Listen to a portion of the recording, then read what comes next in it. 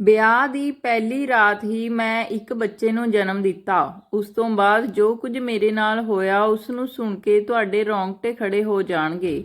ਅੱਜ ਮੇਰੇ ਵਿਆਹ ਦੀ ਪਹਿਲੀ ਰਾਤ ਸੀ ਤੇ ਮੈਂ ਦੁਲਹਨ ਬਣੀ ਹੋਈ ਸੁਹਾਗ ਦੀ ਸੇਜ ਤੇ ਬੈਠੀ ਹੋਈ ਸੀ। ਮੈਂ ਆਪਣਾ ਵਿਆਹ ਬੜੀ ਸਾਦਗੀ ਨਾਲ ਕਰਵਾਇਆ ਸੀ, ਜਿਸ ਨਾਲ ਵਿਆਹ ਦਾ ਦੋਨਾਂ ਤਰਫ ਦਾ ਖਰਚਾ ਬਚ ਗਿਆ ਸੀ। ਇਸ ਲਈ ਮੇਰੇ ਸਸੁਰਾਲ ਵਾਲੇ ਬਹੁਤ ਖੁਸ਼ ਸਨ, ਪਰ ਉਹ ਇਸ ਗੱਲ ਤੋਂ ਬੇਖਬਰ ਸੀ ਕਿ ਮੈਂ ਵਿਆਹ ਸਾਦਗੀ ਨਾਲ ਕਿਉਂ ਕਰਵਾਇਆ ਹੈ। ਮੈਂ ਸੁਹਾਗ ਦੀ ਸੇਜ ਤੇ ਸਿਰ ਝੁਕਾਏ ਬੈਠੀ ਆਪਣੇ ਪਤੀ ਦਾ ਇੰਤਜ਼ਾਰ ਕਰ ਰਹੀ ਸੀ। ਥੋੜੀ ਦੇਰ ਬਾਅਦ ਮੇਰੇ ਪਤੀ ਮੇਰੇ ਕਮਰੇ ਵਿੱਚ ਆਏ, ਪਰ ਉਹ ਮੇਰੀ ਤਾਰੀਫ ਕਰਨ ਦੀ ਬਜਾਏ ਮੇਰੀ ਤਬੀਅਤ ਦੇ ਬਾਰੇ ਪੁੱਛਣ ਲੱਗੇ। ਉਹ ਕਹਿਣ ਲੱਗੇ ਕਿ ਤੇਰੇ ਚਿਹਰੇ ਦੀ ਰੰਗਤ ਕਿਉਂ ਉੜੀ ਹੋਈ ਹੈ, ਤੇਰੇ ਚਿਹਰੇ ਦਾ ਰੰਗ ਪੀਲਾ ਕਿਉਂ ਪਿਆ ਹੋਇਆ ਹੈ। ਮੇਰੇ ਪੇਟ ਵਿੱਚ ਦਰਦ ਹੋ ਰਿਹਾ ਸੀ। ਇਹ ਦਰਦ ਐਸਾ ਵੈਸਾ ਨਹੀਂ ਸੀ, ਬਲਕਿ ਇਸ ਦਰਦ ਨਾਲ ਮੇਰਾ ਚਿਹਰਾ ਪੀਲਾ ਪੈ ਚੁੱਕਿਆ ਸੀ। ਇਸ ਲਈ ਹੀ ਮੇਰੇ ਪਤੀ ਬਾਰ-ਬਾਰ ਮੇਰੀ ਤਬੀਅਤ ਦੇ ਬਾਰੇ ਪੁੱਛ ਰਹੇ ਸੀ, ਪਰ ਮੈਂ ਇਸ ਗੱਲ ਨੂੰ ਟਾਲਣ ਦੀ ਕੋਸ਼ਿਸ਼ ਕੀਤੀ।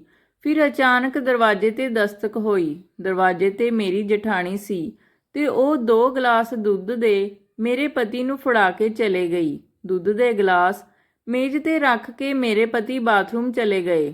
ਨੀਂਦ ਦੀਆਂ ਗੋਲੀਆਂ ਮਿਲਾ ਦਿੱਤੀਆਂ ਤੇ ਦੂਜਾ ਗਲਾਸ ਸਾਈਡ ਤੇ ਰੱਖ ਦਿੱਤਾ। ਜਦ ਮੇਰੇ ਪਤੀ ਕਮਰੇ ਵਿੱਚ ਆਏ ਤਾਂ ਮੈਂ ਉਹਨਾਂ ਨੂੰ ਆਪਣੇ ਹੱਥਾਂ ਨਾਲ ਦੁੱਧ ਦਾ ਗਲਾਸ ਪਿਲਾ ਦਿੱਤਾ। ਥੋੜੀ ਦੇਰ ਬਾਅਦ ਹੀ ਮੇਰੇ ਪਤੀ ਨੂੰ ਨੀਂਦ ਆ ਗਈ ਤੇ ਉਹ ਬੇਸੁੱਧ ਹੋ ਕੇ ਸੌਂ ਗਏ। ਮੇਰਾ ਕੰਮ ਹੋ ਗਿਆ ਸੀ ਤੇ ਹੁਣ ਜਲਦੀ ਤੋਂ ਜਲਦੀ ਮੈਂ ਇੱਥੋਂ ਨਿਕਲਣਾ ਸੀ ਤੇ ਆਪਣੀ ਤਕਲੀਫ ਦੂਰ ਕਰਨੀ ਸੀ। ਮੈਂ ਦੱਬੇ ਪੈਰੀ ਆਪਣੇ ਕਮਰੇ 'ਚੋਂ ਨਿਕਲੀ।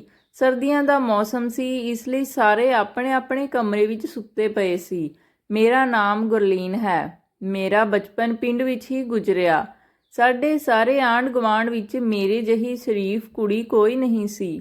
ਲੋਕ ਆਪਣੀਆਂ ਫੈਸ਼ਨੇਬਲ ਕੁੜੀਆਂ ਨੂੰ ਸਮਝਾਉਂਦੇ ਹੋਏ ਕਹਿੰਦੇ ਕਿ ਦੇਖੋ ਗੁਰਲੀਨ ਕਿੰਨੀ ਸਾਦੀ ਤੇ ਸਿੰਪਲ ਕੁੜੀ ਹੈ। ਕੋਈ ਵੀ ਔਰਤ ਅਜਿਹੀ ਨਹੀਂ ਸੀ ਜਿਹੜੀ ਕਿ ਮੇਰੀ ਤਾਰੀਫ ਨਹੀਂ ਕਰਦੀ ਸੀ। ਮੈਂ ਕਾਲਜ ਵਿੱਚ ਪੜ੍ਹਦੀ ਸੀ। ਪਿੰਡ ਤੋਂ ਥੋੜੀ ਦੂਰੀ ਤੇ ਹੀ ਇੱਕ ਛੋਟੇ ਜਿਹੇ ਸ਼ਹਿਰ ਵਿੱਚ ਕਾਲਜ ਸੀ।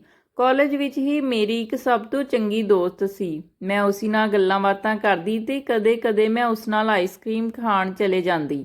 ਹੁਣ ਸਾਡਾ ਕਾਲਜ ਖਤਮ ਹੋਣ ਵਾਲਾ ਸੀ। ਮੇਰੀ ਸਹੇਲੀ ਮਨਜੀਤ ਨੇ ਕਿਹਾ ਕਿ ਗੁਰਲੀਨ, ਮੈਨੂੰ ਨਹੀਂ ਲੱਗਦਾ ਕਿ ਆਪਾਂ ਹੁਣ ਕਾਲਜ ਦੀ ਪੜ੍ਹਾਈ ਖਤਮ ਹੋਣ ਤੋਂ ਬਾਅਦ ਇੱਕ ਦੂਜੇ ਨੂੰ ਮਿਲ ਸਕਾਂਗੀਆਂ। ਇਸ ਲਈ ਮੈਂ ਤੈਨੂੰ ਕੁਝ ਦੱਸਣਾ ਚਾਹੁੰਦੀ ਹਾਂ। ਤੈਨੂੰ ਯਾਦ ਹੈ ਜਦ ਇੱਕ ਵਾਰ ਆਪਾਂ ਆਈਸਕ੍ਰੀਮ ਖਾਣ ਗਈਆਂ ਸੀ ਤਾਂ ਉੱਥੇ ਮੇਰੇ ਚਾਚੇ ਦਾ ਮੁੰਡਾ ਸੁਖਜੀਤ ਆਪਾਂ ਨੂੰ ਮਿਲਿਆ ਸੀ। ਜਦ ਤੋਂ ਉਸਨੇ ਤੈਨੂੰ ਦੇਖਿਆ ਹੈ ਉਹ ਤੈਨੂੰ ਪਸੰਦ ਕਰਨ ਲੱਗਿਆ ਹੈ ਤੇ ਮੇਰੇ ਪਿੱਛੇ ਪਿਆ ਹੋਇਆ ਹੈ ਕਿ ਮੈਨੂੰ ਉਸਦਾ ਨੰਬਰ ਦੇ। ਮਨਜੀਤ ਦੀ ਗੱਲ ਸੁਣ ਕੇ ਮੇਰਾ ਦਿਲ ਜ਼ੋਰ ਨਾਲ ਧੜਕਣ ਲੱਗਿਆ। ਉਸਦੇ ਚਾਚੇ ਦਾ ਮੁੰਡਾ ਸੁਖਜੀਤ, ਜਿਸ ਨੂੰ ਮੈਂ ਇੱਕ ਵਾਰ ਹੀ ਦੇਖਿਆ ਸੀ, ਉਹ ਬਹੁਤ ਹੀ ਸੋਹਣਾ ਸੀ। ਮਨਜੀਤ ਨੇ ਮੈਨੂੰ ਚੁੱਪ ਦੇਖ ਕੇ ਕਿਹਾ ਕਿ ਦੇਖ, ਤੂੰ ਜੋ ਵੀ ਜਵਾਬ ਦਵੀਂ ਸੋਚ ਸਮਝ ਕੇ ਦਈ, ਕਿਉਂਕਿ ਸੁਖਜੀਤ ਇੱਕ ਅਜਿਹਾ ਲੜਕਾ ਹੈ ਜਿਸ ਦੇ ਅੱਗੇ ਪਿੱਛੇ ਕੁੜੀਆਂ ਘੁੰਮਦੀਆਂ ਹਨ, ਪਰ ਉਹ ਕਿਸੇ ਨੂੰ ਮੂੰਹ ਨਹੀਂ ਲਗਾਉਂਦਾ। ਤੂੰ ਖੁਸ਼ਕਿਸਮਤ ਹੈ ਕਿ ਦੋਸਤੀ ਲਈ ਉਸਨੇ ਤੇਰਾ ਹੱਥ ਮੰਗਿਆ ਹੈ। ਦੇਖ, ਇਹੋ ਜਿਹੇ ਮੌਕੇ ਬਾਰ-ਬਾਰ ਨਹੀਂ ਮਿਲਦੇ। ਜਿੱਥੇ ਤੱਕ ਮੇਰਾ ਖਿਆਲ ਹੈ, ਮੈਨੂੰ ਨਹੀਂ ਲੱਗਦਾ ਕਿ ਸੁਖਜੀਤ ਜਿਹਾ ਮੁੰਡਾ ਤੇਰੇ ਘਰ ਦੇ ਤੇਰੇ ਲਈ ਲੱਭ ਸਕਣਗੇ। ਮਨਜੀਤ ਵੀ ਬਿਲਕੁਲ ਸਹੀ ਕਹਿ ਰਹੀ ਸੀ। ਫਿਰ ਮੈਂ 1-2 ਦਿਨ ਸੋਚਣ ਵਿਚਾਰਨ ਤੋਂ ਬਾਅਦ ਮਨਜੀਤ ਨੂੰ ਇਜਾਜ਼ਤ ਦੇ ਦਿੱਤੀ ਕਿ ਉਹ ਮੇਰਾ ਨੰਬਰ ਆਪਣੇ ਚਾਚੇ ਦੇ ਮੁੰਡੇ ਸੁਖਜੀਤ ਨੂੰ ਦੇ ਦੇਵੇ। ਸੁਖਜੀਤ ਨਾਲ ਜਦ ਮੈਂ ਪਹਿਲੀ ਵਾਰ ਗੱਲ ਕੀਤੀ ਤਾਂ ਮੈਨੂੰ ਬਹੁਤ ਘਬਰਾਹਟ ਹੋ ਰਹੀ ਸੀ, ਪਰ ਹੌਲੀ-ਹੌਲੀ ਕਰਕੇ ਮੈਂ ਉਸਦੇ ਪਿਆਰ ਵਿੱਚ ਪਾਗਲ ਹੋ ਗਈ। ਮੈਂ ਆਪਣੇ ਘਰ ਵਿੱਚ ਸਭ ਤੋਂ ਲੁਕੋ ਕੇ ਉਸ ਨਾਲ ਗੱਲ ਕਰਦੀ ਸੀ। ਜਦ ਮੈਂ ਉਸ ਨਾਲ ਗੱਲ ਕਰਨੀ ਹੁੰਦੀ ਤਾਂ ਮੈਂ ਛੱਤ ਤੇ ਚਲੇ ਜਾਂਦੀ ਸੀ। ਘਰ ਵਿੱਚ ਮੇਰੇ ਤੇ ਕਿਸੇ ਨੂੰ ਸ਼ੱਕ ਵੀ ਨਹੀਂ ਹੁੰਦਾ ਸੀ। ਹੁੰਦਾ ਵੀ ਕਿਵੇਂ, ਮੈਂ ਉਹਨਾਂ ਦੀਆਂ ਨਜ਼ਰਾਂ ਵਿੱਚ ਬਹੁਤ ਹੀ ਸ਼ਰੀਫ ਕੁੜੀ ਸੀ। ਇੱਕ ਦਿਨ ਗੱਲਾਂ ਹੀ ਗੱਲਾਂ ਵਿੱਚ ਸੁਖਜੀਤ ਨੇ ਮੈਨੂੰ ਕਿਹਾ ਕਿ ਤੂੰ ਮੈਨੂੰ ਬਾਹਰ ਆ ਕੇ ਕਿਤੇ ਮਿਲ, ਪਰ ਮੈਂ ਉਸਦੀ ਗੱਲ ਨੂੰ ਟਾਲ ਦਿੱਤਾ ਕਿਉਂਕਿ ਮੈਂ ਚਾਹੁੰਦੀ ਸੀ ਕਿ ਜਦ ਮੇਰਾ ਤੇ ਸੁਖਜੀਤ ਦਾ ਰਿਸ਼ਤਾ ਪੱਕਾ ਹੋ ਜਾਵੇ ਤਾਂ ਹੀ ਮੈਂ ਉਸ ਨੂੰ ਮਿਲਾਂ ਤਾਂ ਠੀਕ ਹੋਵੇਗਾ। ਪਰ ਸੁਖਜੀਤ ਨੇ ਮੈਨੂੰ ਦੱਸਿਆ ਕਿ ਉਸਦੇ ਮੰਮੀ ਪਾਪਾ ਅਮਰੀਕਾ ਗਏ ਹੋਏ ਹਨ ਤੇ ਉਹ ਅਜੇ ਨਹੀਂ ਆ ਸਕਦੇ, ਇਸ ਲਈ ਆਪਣੇ ਵਿਆਹ ਦੀ ਗੱਲ ਅਜੇ ਅੱਗੇ ਨਹੀਂ ਵਧ ਸਕਦੀ। ਜਦੋਂ ਉਹ ਵਾਪਸ ਆ ਜਾਣਗੇ ਤਾਂ ਆਪਾਂ ਦੋਨੇ ਆਪਣੇ ਆਪਣੇ ਘਰ ਰਿਸ਼ਤੇ ਦੀ ਗੱਲ ਕਰਾਂਗੇ। ਮੈਂ ਨਾ ਚਾਹੁੰਦੇ ਹੋਏ ਵੀ ਉਸ ਦੀਆਂ ਗੱਲਾਂ ਵਿੱਚ ਸਹਿਮਤੀ ਜਤਾ ਦਿੱਤੀ। ਫਿਰ ਇੱਕ ਦਿਨ ਮੇਰੀ ਮੰਮੀ ਨੇ ਮੈਨੂੰ ਦੱਸਿਆ ਕਿ ਮੇਰੇ ਪਿਤਾ ਜੀ ਮੇਰਾ ਰਿਸ਼ਤਾ ਆਪਣੇ ਦੋਸਤ ਦੇ ਮੁੰਡੇ ਨਾਲ ਕਰਨ ਦੀ ਗੱਲ ਕਰ ਰਹੇ ਹਨ। ਮੈਂ ਮਾਂ ਨੂੰ ਕਿਹਾ, ਪਰ ਮਾਂ, ਮੈਂ ਅਜੇ ਵਿਆਹ ਨਹੀਂ ਕਰਵਾਉਣਾ ਚਾਹੁੰਦੀ। ਮੈਂ ਤਾਂ ਬਸ ਆਪਣੇ ਵਿਆਹ ਦੀ ਗੱਲ ਟਾਲ ਰਹੀ ਸੀ। ਮੈਂ ਵਿਆਹ ਤਾਂ ਕਰਾਉਣਾ ਚਾਹੁੰਦੀ ਸੀ, ਪਰ ਸੁਖਜੀਤ ਨਾਲ। ਪਰ ਸੁਖਜੀਤ ਵੱਲ ਤੋਂ ਦੇਰ ਹੋ ਰਹੀ ਸੀ। ਮੇਰੀ ਮਾਂ ਮੇਰੀ ਗੱਲ ਮੰਨ ਗਈ। ਮੇਰੀ ਮਾਂ ਨੇ ਕਿਹਾ, ਠੀਕ ਹੈ, ਜਿਵੇਂ ਤੇਰੀ ਮਰਜ਼ੀ, ਜਦ ਤੂੰ ਕਹੇਂਗੀ ਉਦੋਂ ਤੇਰਾ ਰਿਸ਼ਤਾ ਕਰਾਂਗੇ। ਮੇਰੇ ਮਾਂ-ਬਾਪ ਮੇਰੀ ਕੋਈ ਗੱਲ ਨਹੀਂ ਟਾਲਦੇ ਸਨ। ਉਹ ਮੈਨੂੰ ਬਹੁਤ ਪਿਆਰ ਕਰਦੇ ਸਨ। ਇੱਕ ਦਿਨ ਸੁਖਜੀਤ ਨੇ ਮੈਨੂੰ ਕਿਹਾ ਕਿ ਜੇ ਤੂੰ ਬਿਨਾਂ ਵਿਆਹ ਕਰਵਾਏ ਮੈਨੂੰ ਨਹੀਂ ਮਿਲਣਾ ਚਾਹੁੰਦੀ ਤਾਂ ਆਪਾਂ ਇੱਕ ਕੰਮ ਕਰਦੇ ਹਾਂ, ਆਪਾਂ ਦੋਨੋਂ ਇੱਕ ਮੰਦਿਰ ਵਿੱਚ ਜਾ ਕੇ ਵਿਆਹ ਕਰਵਾ ਲੈਂਦੇ ਹਾਂ ਤੇ ਉਸ ਤੋਂ ਬਾਅਦ ਤਾਂ ਆਪਣਾ ਰਿਸ਼ਤਾ ਜਾਇਜ਼ ਹੋ ਜਾਵੇਗਾ ਤੇ ਫਿਰ ਤੂੰ ਮੈਨੂੰ ਮਿਲ ਸਕੇਂਗੀ ਤੇ ਜਦੋਂ ਮੇਰੇ ਮੰਮੀ ਪਾਪਾ ਅਮਰੀਕਾ ਤੋਂ ਵਾਪਸ ਆ ਜਾਣਗੇ ਤਾਂ ਆਪਾਂ ਫਿਰ ਤੋਂ ਧੂਮ-ਧਾਮ ਨਾਲ ਵਿਆਹ ਕਰਵਾਵਾਂਗੇ। ਮੈਂ ਤਾਂ ਉਸਦੇ ਪਿਆਰ ਵਿੱਚ ਪਾਗਲ ਸੀ। ਮੈਨੂੰ ਉਸਦੀ ਹਰ ਗੱਲ ਚੰਗੀ ਲੱਗਦੀ ਸੀ। ਮੈਂ ਉਸ ਤੋਂ 2 ਦਿਨ ਦਾ ਵਕਤ ਮੰਗਿਆ ਤੇ 2 ਦਿਨ ਸੋਚਣ ਤੋਂ ਬਾਅਦ ਮੈਂ ਉਸ ਨਾਲ ਵਿਆਹ ਕਰਾਉਣ ਨੂੰ ਤਿਆਰ ਹੋ ਗਈ, ਕਿਉਂਕਿ ਮੈਂ ਉਸ ਨਾਲ ਆਪਣਾ ਪੂਰਾ ਜੀਵਨ ਗੁਜ਼ਾਰਨ ਦਾ ਫੈਸਲਾ ਕਰ ਲਿਆ ਸੀ। ਇੱਕ ਦਿਨ ਮੈਂ ਆਪਣੇ ਘਰ ਵਾਲਿਆਂ ਨੂੰ ਕਿਹਾ ਕਿ ਮੈਂ ਮਨਜੀਤ ਨੂੰ ਮਿਲਣ ਜਾ ਰਹੀ ਹਾਂ ਤੇ ਫਿਰ ਮਨਜੀਤ ਦੇ ਘਰ ਨਾ ਜਾ ਕੇ ਮੈਂ ਸੁਖਜੀਤ ਦੀ ਦੱਸੀ ਹੋਈ ਉਸ ਥਾਂ ਤੇ ਪਹੁੰਚ ਗਈ ਜਿੱਥੇ ਉਸਨੇ ਮੈਨੂੰ ਬੁਲਾਇਆ ਸੀ। ਉਸਨੇ ਮੈਨੂੰ ਇੱਕ ਮੰਦਿਰ ਵਿੱਚ ਬੁਲਾਇਆ ਸੀ ਜੋ ਕਿ ਸਾਡੇ ਘਰ ਤੋਂ ਕਾਫੀ ਦੂਰ ਸੀ। ਉੱਥੇ ਉਸਦੇ ਕੁਝ ਦੋਸਤ ਤੇ ਮੇਰੀ ਸਹੇਲੀ ਮਨਜੀਤ ਵੀ ਆਈ ਹੋਈ ਸੀ। ਮੈਂ ਸੁਖਜੀਤ ਦੇ ਪਿਆਰ ਵਿੱਚ ਪਾਗਲ ਹੋਈ ਆਪਣੇ ਮਾਂ-ਬਾਪ ਨੂੰ ਧੋਖਾ ਦੇਣ ਜਾ ਰਹੀ ਸੀ। ਮਨਜੀਤ ਨੇ ਮੈਨੂੰ ਦੁਲਹਨ ਵਾਂਗ ਤਿਆਰ ਕੀਤਾ ਤੇ ਫਿਰ ਕੁਝ ਹੀ ਦੇਰ ਬਾਅਦ ਸਾਡਾ ਵਿਆਹ ਹੋ ਗਿਆ। ਮੈਂ ਬਹੁਤ ਖੁਸ਼ ਸੀ ਤੇ ਸੁਖਜੀਤ ਵੀ ਬਹੁਤ ਖੁਸ਼ ਸੀ। ਸਾਰੇ ਦੋਸਤਾਂ ਨੇ ਸਾਨੂੰ ਵਧਾਈਆਂ ਦਿੱਤੀਆਂ ਤੇ ਫਿਰ ਉਹ ਸਾਰੇ ਉੱਥੋਂ ਚਲੇ ਗਏ। ਮੈਂ ਵੀ ਜਲਦੀ ਨਾਲ ਆਪਣੇ ਸੰਧੂਰ ਨੂੰ ਲੁਕੋਇਆ। ਸੁਰਜੀਤ ਨੇ ਮੈਨੂੰ ਰੁਕਣ ਲਈ ਕਿਹਾ, ਪਰ ਮੈਂ ਉਸ ਨੂੰ ਕਿਹਾ ਕਿ ਮੈਨੂੰ ਦੇਰ ਹੋ ਰਹੀ ਹੈ, ਮੈਂ ਕਿਸੇ ਹੋਰ ਦਿਨ ਤੈਨੂੰ ਮਿਲਣ ਆਵਾਂਗੀ। ਇਹ ਕਹਿ ਕੇ ਮੈਂ ਆਪਣੇ ਘਰ ਵਾਪਸ ਆ ਗਈ। ਮੇਰੀ ਖੁਸ਼ੀ ਦਾ ਕੋਈ ਟਿਕਾਣਾ ਨਹੀਂ ਸੀ। ਮੈਨੂੰ ਇੰਨਾ ਜ਼ਿਆਦਾ ਖੁਸ਼ ਦੇਖ ਕੇ ਮੇਰੀ ਮਾਂ ਮੈਨੂੰ ਪੁੱਛਣ ਲੱਗੀ ਕਿ ਕੀ ਗੱਲ ਹੈ, ਅੱਜ ਤੂੰ ਬਹੁਤ ਖੁਸ਼ ਨਜ਼ਰ ਆ ਰਹੀ ਹੈ। ਮੈਂ ਗੱਲ ਨੂੰ ਟਾਲਦੇ ਹੋਏ ਕਿਹਾ ਕਿ ਨਹੀਂ ਮਾਂ, ਵੈਸੇ ਹੀ ਮੈਂ ਅੱਜ ਆਪਣੀ ਸਹੇਲੀ ਨੂੰ ਮਿਲ ਕੇ ਆਈ ਹਾਂ ਨਾ, ਇਸ ਲਈ ਖੁਸ਼ ਹਾਂ। ਮਾਂ ਨੇ ਵੀ ਸਿਰ ਹਾਂ ਵਿੱਚ ਹਿਲਾ ਦਿੱਤਾ। ਮੇਰੇ ਦਿਨ ਐਵੇਂ ਹੀ ਗੁਜ਼ਰਦੇ ਰਹੇ। ਮੈਂ ਆਪਣੇ ਮਾਂ-ਬਾਪ ਦੀ ਮਰਜ਼ੀ ਦੇ ਖਿਲਾਫ ਜਾ ਕੇ ਸੁਖਜੀਤ ਨਾਲ ਵਿਆਹ ਕਰਾ ਲਿਆ ਸੀ। ਇਹ ਗੱਲ ਮੈਨੂੰ ਮਨ ਹੀ ਮਨ ਪਰੇਸ਼ਾਨ ਕਰ ਰਹੀ ਸੀ, ਪਰ ਮੈਂ ਸੁਖਜੀਤ ਦੇ ਪਿਆਰ ਵਿੱਚ ਇੰਨੀ ਪਾਗਲ ਸੀ ਕਿ ਹੁਣ ਮੈਨੂੰ ਇਹਨਾਂ ਗੱਲਾਂ ਨਾਲ ਕੋਈ ਫਰਕ ਨਹੀਂ ਪੈ ਰਿਹਾ ਸੀ। ਹੁਣ ਮੈਂ ਦਿਨ ਰਾਤ ਇਹੀ ਪ੍ਰਾਰਥਨਾ ਕਰਦੀ ਕਿ ਸੁਖਜੀਤ ਦੇ ਘਰ ਵਾਲੇ ਜਲਦੀ ਤੋਂ ਜਲਦੀ ਆ ਜਾਣ। ਪਰ ਹੁਣ ਸੁਖਜੀਤ ਹਰ ਰੋਜ਼ ਜਿੱਦ ਕਰਦਾ ਤੇ ਕਹਿੰਦਾ ਕਿ ਹੁਣ ਤਾਂ ਆਪਣਾ ਵਿਆਹ ਵੀ ਹੋ ਗਿਆ, ਤੂੰ ਹੁਣ ਤਾਂ ਮੈਨੂੰ ਮਿਲਣ ਆ ਜਾ। ਹੁਣ ਤਾਂ ਆਪਣਾ ਵਿਆਹ ਹੋ ਗਿਆ ਹੈ ਤੇ ਆਪਣਾ ਹਰ ਰਿਸ਼ਤਾ ਜਾਇਜ਼ ਹੈ। ਉਸਦੇ ਕਾਫੀ ਜਿੱਦ ਕਰਨ ਤੋਂ ਬਾਅਦ ਕੀ ਕਿਤੇ ਉਹ ਨਾਰਾਜ਼ ਨਾ ਹੋ ਜਾਵੇ, ਮੈਂ ਉਸ ਨੂੰ ਉਸਦੇ ਫਲੈਟ ਵਿੱਚ ਮਿਲਣ ਚਲੀ ਗਈ। ਉਹ ਘਰ ਵਿੱਚ ਇਕੱਲਾ ਹੀ ਸੀ। ਉਸਨੇ ਕਿਹਾ ਕਿ ਹੁਣ ਆਪਣੇ ਵਿੱਚ ਕੋਈ ਦੂਰੀ ਨਹੀਂ ਹੋਣੀ ਚਾਹੀਦੀ, ਕਿਉਂਕਿ ਆਪਣਾ ਰਿਸ਼ਤਾ ਹੁਣ ਜਾਇਜ਼ ਹੈ ਤੇ ਆਪਾਂ ਨੇ ਵਿਆਹ ਕਰਵਾ ਲਿਆ ਹੈ। ਪਰ ਮੈਂ ਉਸ ਨੂੰ ਕਿਹਾ ਕਿ ਨਹੀਂ, ਇਹ ਸਭ ਠੀਕ ਨਹੀਂ, ਕਿਉਂਕਿ ਆਪਣੇ ਘਰ ਵਾਲਿਆਂ ਨੂੰ ਇਸ ਵਿਆਹ ਦੇ ਬਾਰੇ ਕੁਝ ਨਹੀਂ ਪਤਾ। ਪਰ ਉਹ ਮੇਰੀ ਇਸ ਗੱਲ ਤੇ ਰਾਜੀ ਨਹੀਂ ਸੀ। ਉਸਨੇ ਮੈਨੂੰ ਬਹੁਤ ਮਨਾਉਣ ਦੀ ਕੋਸ਼ਿਸ਼ ਕੀਤੀ। ਨਾ ਚਾਹੁੰਦੇ ਹੋਏ ਵੀ ਮੈਂ ਆਪਣੇ ਆਪ ਨੂੰ ਉਸ ਨੂੰ ਸੌਂਪ ਦਿੱਤਾ। ਕੁਝ ਦੇਰ ਬਾਅਦ ਮੈਂ ਘਰ ਵਾਪਸ ਆ ਗਈ। 1-2 ਵਾਰ ਮਿਲਣ ਤੋਂ ਬਾਅਦ ਹੁਣ ਸਾਨੂੰ ਕੋਈ ਝਿਜਕ ਨਹੀਂ ਰਹੀ ਸੀ। ਮੈਂ ਘਰ ਕੋਈ ਨਾ ਕੋਈ ਬਹਾਨਾ ਬਣਾ ਕੇ ਉਸ ਨੂੰ ਮਿਲਣ ਚਲੇ ਜਾਇਆ ਕਰਦੀ ਸੀ।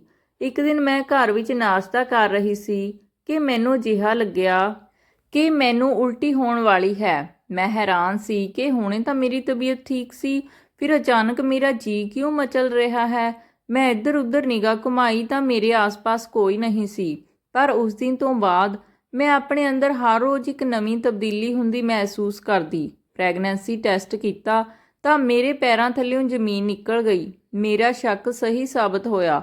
ਮੈਂ ਸੁਖਜੀਤ ਦੇ ਬੱਚੇ ਦੀ ਮਾਂ ਬਣਨ ਵਾਲੀ ਸੀ। ਮਾਂ ਵੀ ਮੇਰੇ ਚਿਹਰੇ ਦੀ ਪੀਲੀ ਰੰਗਤ ਦੇਖ ਕੇ ਮੈਨੂੰ ਪੁੱਛਣ ਲੱਗੀ ਕਿ ਤੇਰੇ ਚਿਹਰੇ ਦਾ ਰੰਗ ਹਲਦੀ ਵਾਂਗ ਪੀਲਾ ਕਿਉਂ ਹੋ ਗਿਆ ਹੈ।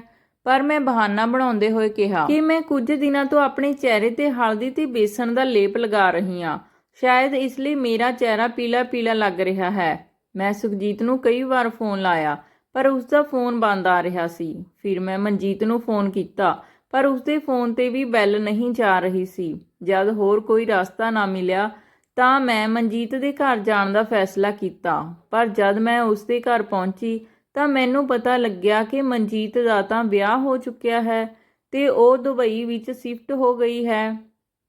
ਇਸ ਗੱਲ ਨੇ ਮੈਨੂੰ ਹਿਲਾ ਕੇ ਰੱਖ ਦਿੱਤਾ ਕਿ ਮਨਜੀਤ ਮੇਰੀ ਇੰਨੀ ਚੰਗੀ ਦੋਸਤ ਹੋਣ ਦੇ ਬਾਵਜੂਦ ਵੀ ਉਸਨੇ ਮੈਨੂੰ ਇੱਕ ਵਾਰ ਵੀ ਆਪਣੇ ਵਿਆਹ ਦੇ ਬਾਰੇ ਨਹੀਂ ਦੱਸਿਆ। ਪਰ ਮੈਂ ਕਰ ਵੀ ਕੀ ਸਕਦੀ ਸੀ। ਫਿਰ ਮੈਂ ਜਲਦੀ ਨਾਲ ਸੁਖਜੀਤ ਦੇ ਘਰ ਗਈ। ਉਸ ਦੇ ਘਰ ਅੱਗੇ ਤਾਲਾ ਲੱਗਿਆ ਹੋਇਆ ਦੇਖਿਆ ਤਾਂ ਮੈਂ ਬੜੀ ਮੁਸ਼ਕਲ ਨਾਲ ਉਸ ਦੇ ਘਰ ਤੋਂ ਵਾਪਸ ਆ ਰਹੀ ਸੀ ਕਿ ਮੈਨੂੰ ਇੱਕ ਸ਼ਖਸ ਦਿਖਿਆ। ਮੈਂ ਉਸਨੂੰ ਸੁਖਜੀਤ ਦੇ ਬਾਰੇ ਪੁੱਛਿਆ। ਉਸਨੇ ਜੋ ਕੁਝ ਵੀ ਮੈਨੂੰ ਸੁਖਜੀਤ ਬਾਰੇ ਦੱਸਿਆ ਉਸ ਨੂੰ ਸੁਣ ਕੇ ਤਾਂ ਮੇਰੇ ਅੰਦਰ ਜਿਵੇਂ ਸਾਹ ਹੀ ਮੁੱਕ ਗਏ। ਉਸ ਆਦਮੀ ਨੇ ਮੈਨੂੰ ਦੱਸਿਆ ਕਿ ਸੁਖਜੀਤ ਤਾਂ ਇੱਕ ਹਫ਼ਤਾ ਪਹਿਲਾਂ ਹੀ ਅਮਰੀਕਾ ਜਾ ਚੁੱਕਿਆ ਹੈ। ਮੈਂ ਕੁਝ ਹੋਰ ਲੋਕਾਂ ਤੋਂ ਉਸ ਦੇ ਬਾਰੇ ਪਤਾ ਕੀਤਾ ਤਾਂ ਮੈਨੂੰ ਪਤਾ ਚੱਲਿਆ ਕਿ ਉਹ ਤਾਂ ਇੱਕ ਬਹੁਤ ਹੀ ਅਵਾਰਾ ਮੁੰਡਾ ਸੀ। ਉਹ ਪਹਿਲਾਂ ਵੀ ਕਈ ਕੁੜੀਆਂ ਨੂੰ ਆਪਣੇ ਜਾਲ ਵਿੱਚ ਫਸਾ ਚੁੱਕਿਆ ਸੀ। ਮੇਰੇ ਨਾਲ ਤਾਂ ਉਸਨੇ ਬਹੁਤ ਵੱਡਾ ਗੁਨਾਹ ਕੀਤਾ ਸੀ। ਮੇਰੀ ਸਮਝ ਨਹੀਂ ਆ ਰਿਹਾ ਸੀ ਕਿ ਮੈਂ ਕੀ ਕਰਾਂ। ਥੱਕ ਹਾਰ ਕੇ ਮੈਂ ਘਰ ਵਾਪਸ ਆ ਗਈ। ਮੈਂ ਬਹੁਤ ਪਰੇਸ਼ਾਨ ਸੀ। ਮੇਰੀ ਮਾਂ ਨੇ ਪੁੱਛਿਆ ਕਿ ਤੂੰ ਕਿੱਥੇ ਗਈ ਸੀ ਤੇ ਇੰਨੀ ਪਰੇਸ਼ਾਨ ਕਿਉਂ ਲੱਗ ਰਹੀ ਹੈ। ਮੈਂ ਬਹਾਨਾ ਲਗਾਇਆ ਕਿ ਧੁੱਪ ਬਹੁਤ ਤੇਜ਼ ਸੀ, ਇਸ ਲਈ ਮੈਂ ਥੱਕ ਗਈ ਹਾਂ। ਮੇਰੀ ਮਾਂ ਨੇ ਕਿਹਾ ਤੂੰ ਆਪਣੇ ਕਮਰੇ ਵਿੱਚ ਆਰਾਮ ਕਰ ਲੈ, ਮੈਂ ਤੇਰੇ ਲਈ ਦੁੱਧ ਲੈ ਕੇ ਆਉਂਦੀ ਹਾਂ। ਮੈਂ ਆਪਣੀ ਮਾਂ ਦਾ ਭੋਲਾਪਨ ਦੇਖ ਕੇ ਮਨ ਹੀ ਮਨ ਸੋਚਣ ਲੱਗੀ ਕਿ ਮੇਰੀ ਮਾਂ-ਬਾਪ ਮੈਨੂੰ ਕਿੰਨਾ ਪਿਆਰ ਕਰਦੇ ਹਨ, ਪਰ ਮੈਂ ਇਹਨਾਂ ਨੂੰ ਕਿਸੇ ਪਾਸੇ ਜੋਗਾ ਨਹੀਂ ਛੱਡਿਆ। ਕਿਉਂਕਿ ਘਰ ਆਉਂਦੇ ਸਮੇਂ ਮੈਂ ਡਾਕਟਰ ਕੋਲ ਚੈੱਕਅਪ ਵੀ ਕਰਵਾਇਆ ਸੀ। ਹੁਣੇ ਬੱਚਾ 4 ਮਹੀਨਿਆਂ ਤੋਂ ਉੱਪਰ ਹੋ ਚੁੱਕਿਆ ਸੀ ਤੇ ਮੈਂ ਅਬੋਰਸ਼ਨ ਵੀ ਨਹੀਂ ਕਰਵਾ ਸਕਦੀ ਸੀ। ਇਸ ਲਈ ਮੈਨੂੰ ਹੁਣ ਜਲਦੀ ਕੁਝ ਕਰਨਾ ਸੀ। ਮੈਂ ਮਾਂ ਨੂੰ ਕਿਹਾ ਕਿ ਮੈਂ ਵਿਆਹ ਕਰਵਾਉਣਾ ਚਾਹੁੰਦੀ ਹਾਂ। ਮੈਂ ਮਾਂ ਨੂੰ ਕਿਹਾ ਕਿ ਮੇਰੀਆਂ ਸਾਰੀਆਂ ਸਹੇਲੀਆਂ ਦੇ ਵਿਆਹ ਹੋ ਗਏ ਹਨ, ਇਸ ਲਈ ਮੈਂ ਵੀ ਵਿਆਹ ਕਰਾ ਕੇ ਆਪਣਾ ਘਰ ਵਸਾਉਣਾ ਚਾਹੁੰਦੀ ਹਾਂ। ਮਾਂ ਮੇਰੇ ਇਸ ਫੈਸਲੇ ਤੇ ਬਹੁਤ ਖੁਸ਼ ਹੋਈ ਤੇ ਉਹਨਾਂ ਨੇ ਮੇਰੇ ਪਿਤਾ ਜੀ ਨਾਲ ਗੱਲ ਕੀਤੀ। ਕੁਝ ਦਿਨਾਂ ਵਿੱਚ ਹੀ ਮੇਰੇ ਪਿਤਾ ਜੀ ਨੇ ਗਗਨ ਨਾਮ ਦੇ ਮੁੰਡੇ ਨਾਲ ਮੇਰਾ ਰਿਸ਼ਤਾ ਤੈਅ ਕਰ ਦਿੱਤਾ। ਪਹਿਲਾਂ ਮੇਰਾ ਮੰਗਣਾ ਹੋਇਆ ਤੇ ਮੰਗਣੇ ਤੋਂ 2 ਮਹੀਨੇ ਬਾਅਦ ਮੇਰਾ ਵਿਆਹ ਸੀ। ਮੈਂ ਬਹੁਤ ਪਰੇਸ਼ਾਨ ਸੀ ਕਿ ਮੈਂ ਕੀ ਕਰਾਂਗੀ, ਕਿਉਂਕਿ ਗਲਤੀ ਤਾਂ ਮੈਂ ਕਰ ਚੁੱਕੀ ਸੀ। ਹੌਲੀ-ਹੌਲੀ ਵਕਤ ਗੁਜ਼ਰਦਾ ਜਾ ਰਿਹਾ ਸੀ ਤੇ ਮੇਰੀ ਪਰੇਸ਼ਾਨੀ ਵੀ ਵੱਧਦੀ ਜਾ ਰਹੀ ਸੀ। ਪਰ ਹੈਰਾਨੀ ਦੀ ਗੱਲ ਤਾਂ ਇਹ ਸੀ ਕਿ ਜਿਸ ਤਰ੍ਹਾਂ ਮੈਂ ਆਪਣਾ ਗੁਨਾਹ ਛੁਪਾਉਣਾ ਚਾਹੁੰਦੀ ਸੀ, ਸ਼ਾਇਦ ਰੱਬ ਵੀ ਮੇਰਾ ਸਾਥ ਦੇ ਰਿਹਾ ਸੀ। ਮੇਰਾ ਪੇਟ ਜ਼ਿਆਦਾ ਫੁੱਲਿਆ ਨਹੀਂ ਸੀ, ਇਸ ਦਾ ਬਿਲਕੁਲ ਵੀ ਪਤਾ ਨਹੀਂ ਚੱਲ ਰਿਹਾ ਸੀ। ਥੋੜਾ ਬਹੁਤ ਬਾਹਰ ਨਿਕਲਿਆ ਸੀ, ਪਰ ਕਿਸੇ ਨੇ ਜ਼ਿਆਦਾ ਧਿਆਨ ਨਹੀਂ ਦਿੱਤਾ। ਸਭ ਸਮਝਦੇ ਸੀ ਕਿ ਮੈਂ ਮੋਟੀ ਹੋ ਰਹੀ ਹਾਂ। ਹੌਲੀ-ਹੌਲੀ ਦਿਨ ਲੰਘਦੇ ਗਏ ਤੇ ਉਹ ਦਿਨ ਵੀ ਆ ਗਿਆ ਜਿਸ ਦਿਨ ਮੇਰਾ ਵਿਆਹ ਸੀ। ਪਰ ਮੇਰੀ ਬਦਕਿਸਮਤੀ ਸੀ ਕਿ ਵਿਆਹ ਵਾਲੇ ਦਿਨ ਮੇਰੇ ਪੇਟ ਵਿੱਚ ਦਰਦ ਹੋਣ ਲੱਗਿਆ। ਅਜੇ ਤੇ ਮੇਰਾ 7ਵਾਂ ਮਹੀਨਾ ਚੱਲ ਰਿਹਾ ਸੀ। ਮੈਨੂੰ ਸਮਝ ਨਹੀਂ ਆ ਰਿਹਾ ਸੀ ਕਿ ਦਰਦ ਕਿਉਂ ਹੋ ਰਿਹਾ ਹੈ, ਪਰ ਕਿਸੇ ਤਰ੍ਹਾਂ ਮੈਂ ਉਸ ਦਰਦ ਨੂੰ ਸੰਭਾਲਿਆ ਤੇ ਵਿਆਹ ਤੋਂ ਬਾਅਦ ਮੇਰੀ ਵਿਦਾਈ ਹੋ ਗਈ। ਮੈਂ ਵਿਆਹ ਕਰਾ ਕੇ ਗਗਨ ਦੇ ਘਰ ਆ ਗਈ। ਮੈਂ ਸੋਚਣ ਲੱਗੀ ਕਿ ਹੁਣ ਮੈਨੂੰ ਕੀ ਕਰਨਾ ਹੈ। ਹੌਲੀ-ਹੌਲੀ ਸਮਾਂ ਗੁਜ਼ਰਦਾ ਗਿਆ ਤੇ ਰਾਤ ਹੋ ਗਈ ਤੇ ਮੇਰੀ ਜਠਾਣੀ ਮੇਰੇ ਲਈ ਖਾਣਾ ਲੈ ਕੇ ਆ ਗਈ। ਮੈਂ ਕਿਸੇ ਤਰ੍ਹਾਂ ਖਾਣਾ ਖਾਧਾ। ਫਿਰ ਮੈਨੂੰ ਸੁਹਾਗ ਦੀ ਸੇਜ ਤੇ ਬਿਠਾ ਦਿੱਤਾ ਗਿਆ, ਪਰ ਮੇਰੇ ਬਹੁਤ ਜ਼ਿਆਦਾ ਦਰਦ ਹੋ ਰਿਹਾ ਸੀ।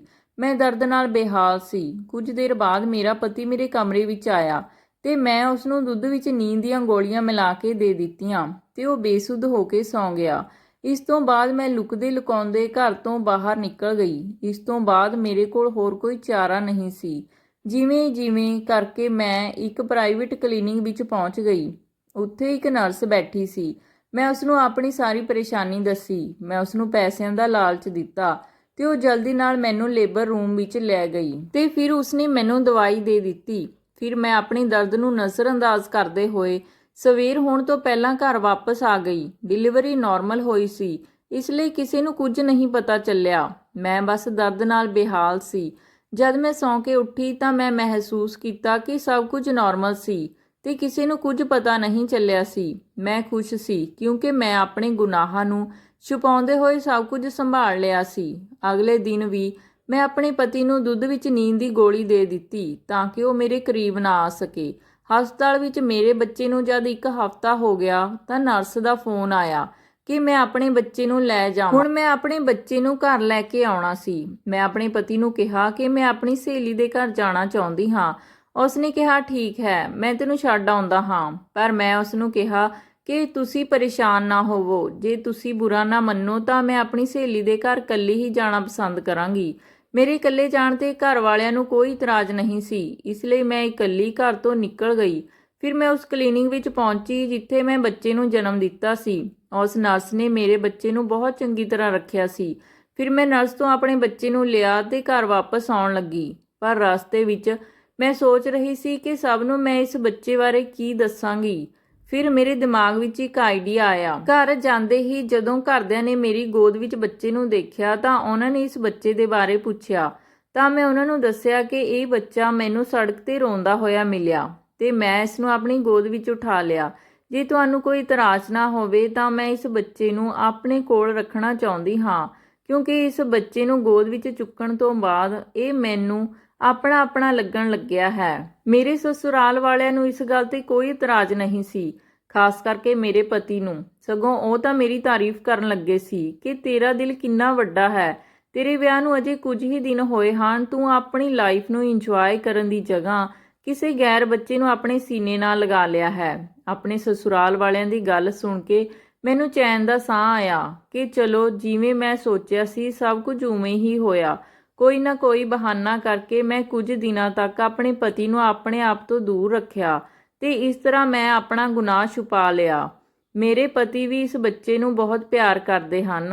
ਹੁਣ ਮੇਰਾ ਬੱਚਾ 5 ਸਾਲ ਦਾ ਹੋ ਗਿਆ ਹੈ ਤੇ ਘਰ ਵਿੱਚ ਕਿਸੇ ਨੂੰ ਵੀ ਹੁਣ ਤੱਕ ਇਹ ਖਬਰ ਨਹੀਂ ਹੈ ਕਿ ਇਹ ਬੱਚਾ ਮੇਰਾ ਹੀ ਹੈ। ਗਲਤੀ ਤਾਂ ਮੇਰੇ ਤੋਂ ਬਹੁਤ ਵੱਡੀ ਹੋਈ ਸੀ, ਜਿਹੜੀ ਮਾਫੀ ਦੇ ਵੀ ਲਾਇਕ ਨਹੀਂ ਸੀ। ਪਰ ਹੁਣ ਗਲਤੀ ਤਾਂ ਹੋ ਚੁੱਕੀ ਸੀ, ਮੈਂ ਕਰ ਵੀ ਕੀ ਸਕਦੀ ਸੀ। ਪਰ ਇਸ ਬੱਚੇ ਨੂੰ ਨਾਜਾਇਜ਼ ਤੋਂ ਜਾਇਜ਼ ਬਣਾ ਕੇ ਮੈਂ ਸਹੀ ਕੀਤਾ ਜਾਂ ਗਲਤ, ਹੁਣ ਤੁਸੀਂ ਹੀ ਦੱਸੋ। ਤਾਂ ਦੋਸਤੋ, ਇਹ ਸੀ ਅੱਜ ਦੀ ਕਹਾਣੀ। ਜੇ ਕਹਾਣੀ ਤੁਹਾਨੂੰ ਵਧੀਆ ਲੱਗੀ, ਲਾਈਕ, ਸ਼ੇਅਰ ਤੇ ਕਮੈਂਟ ਕਰਕੇ ਜ਼ਰੂਰ ਦੱਸਿਓ ਜੀ। ਧੰਨਵਾਦ ਜੀ।